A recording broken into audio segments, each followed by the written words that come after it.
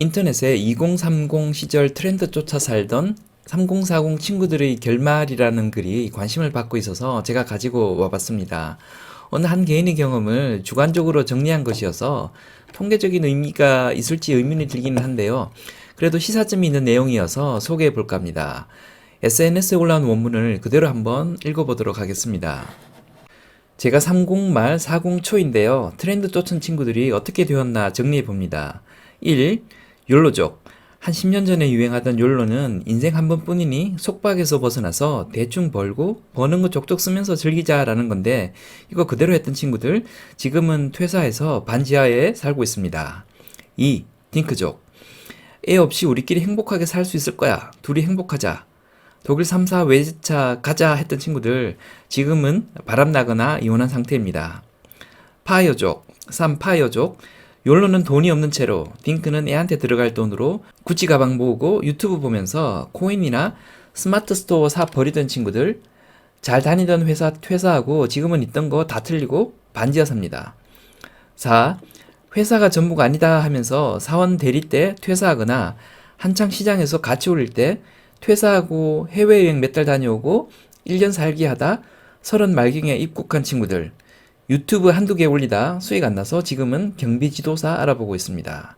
라고 글이 올라와 있습니다. 삶을 살아가는 방식이나 가치관은 옳고 그름을 판단할 영역이 아니긴 하죠. 판단보다는 선택의 영역에 더 가깝다고 할 수 있는데요.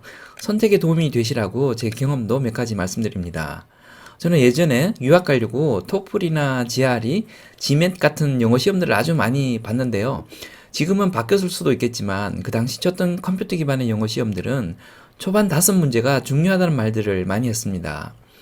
컴퓨터 기반의 영어 시험들은 정답을 맞추는지에 따라 그 다음 나오는 문제의 난이도가 계속 변하는데 초반에 문제를 연달아 맞춰서 난이도 레벨이 올라가면 후반에 문제를 좀 틀려도 전반적으로 높은 점수가 나왔습니다.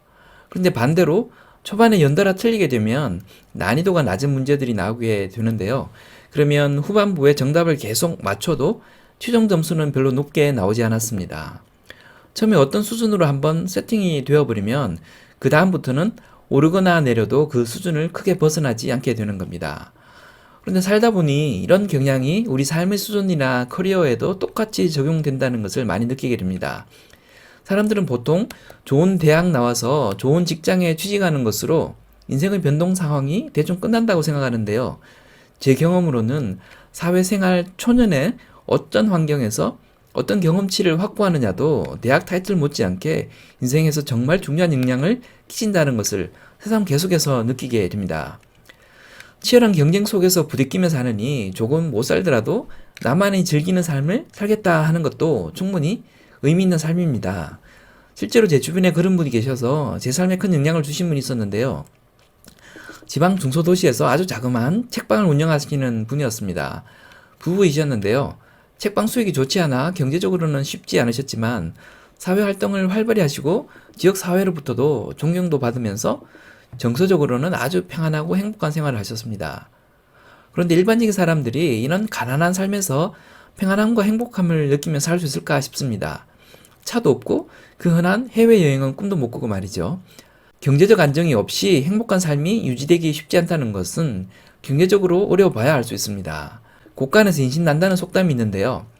반대로 곳간이 비면 없던 불화도 생겨나게 됩니다. 젊어서 욜로족의 삶을 살다 나이 먹어서 경제적으로 풍요롭게 사는 분도 있긴 할 텐데요. 부모님이 부자가 아니라면 확률적으로 그렇게 되기가 쉽지 않습니다. 왜냐하면 다 때가 있기 때문입니다. 젊어서 번 돈 다 쓰는 것은 별 문제가 아닌데요. 커리어는 그렇지가 못합니다. 계속 놀다가 고3 때 바짝 공부한다고 수능 성적이 갑자기 좋아지지 않듯이 나이 들어서 어느 날 갑자기 노력한다고 경제적 기반이나 커리어가 갑자기 쌓이진 않습니다. 경력 없이 나이 마흔에 대기업 취직하는 것이 어렵듯이 마찬가지로 나이 마흔에 갑자기 사업적인 네트워크나 시장에 관한 통찰이 생기기는 어렵습니다. 결론적으로 욜로족 그 자체가 문제가 있는 가치관은 아닌데요.